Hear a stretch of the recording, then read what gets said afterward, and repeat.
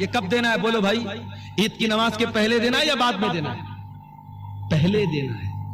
اب ذرا غور سے سننا، اللہ کے نبی فرماتے ہیں من اداہا قبل الصلاۃ فہی زکات مقبولۃ، جس نے صدقہ فطر عید کی نماز کے پہلے دیا اس کا صدقہ فطر قبول ہوگا، اور جس نے عید کی نماز کے بعد دیا اس کا صدقہ فطر قبول نہیں ہوگا۔ فار ایگزامپل، میرے پریوار میں 10 لوگ ہیں، ہم بھائی بہن میری بیوی بچے سب ملا کے مثال دے رہا ہوں 10 لوگ ہیں۔ اب مان لو 2.5 کلو مجھے اناج دینا ہے صدقہ فطر میں۔ اب 2.5 کلو 10 لوگوں کی طرف سے کتنا ہو گیا؟ 25 کلو۔ اب مان لو عید اگلے دن ہے اور آج رات میں غلہ لینے گیا، اناج لینے گیا، دکان بند ہو گئی۔ اب میں نے کہا یار تو بہت لیٹ ہو گیا، کیا کریں، چلو صبح دیکھتے ہیں۔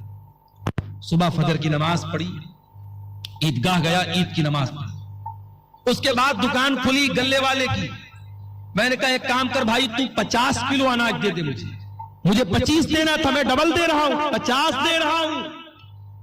لیکن اللہ کے نبی فرماتے ہیں کہ آپ نے عید کی نماز کے بعد میں دیا تو آپ کو صدقہ فطر کا ثواب نہیں ملے گا۔ کوانٹیٹی ڈبل ہو رہی ہے، میں ڈبل ماترا میں دے رہا ہوں، مگر وہ ثواب نہیں ملے گا۔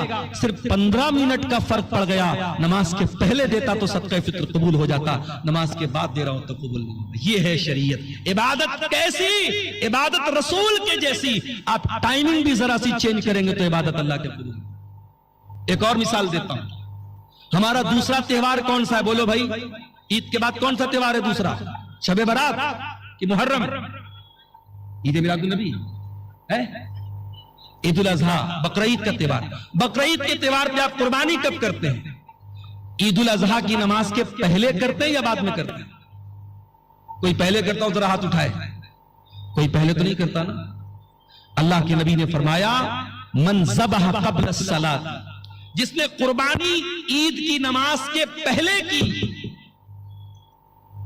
جس نے بعد میں کی، فقط تم نسکہ، اس کو قربانی کا ثواب ملے گا، اور جس نے عید الاضحیٰ کی نماز کے پہلے قربانی کی اس کو گوشت ملے گا، قربانی کا ثواب نہیں۔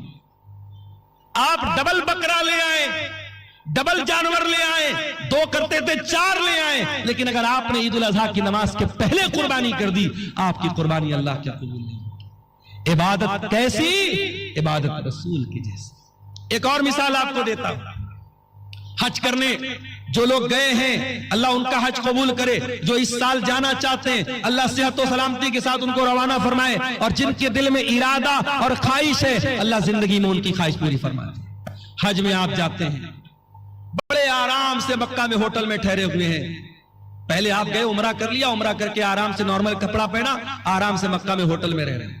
8 ذی الحجہ کی تاریخ آئی، نبی کا حکم ہے 8 ذی الحجہ کی جیسے ہی تاریخ آئی چلو حاجیو احرام باندھو، اور مکہ چھوڑ کے کہاں پہنچو؟ مینا میں۔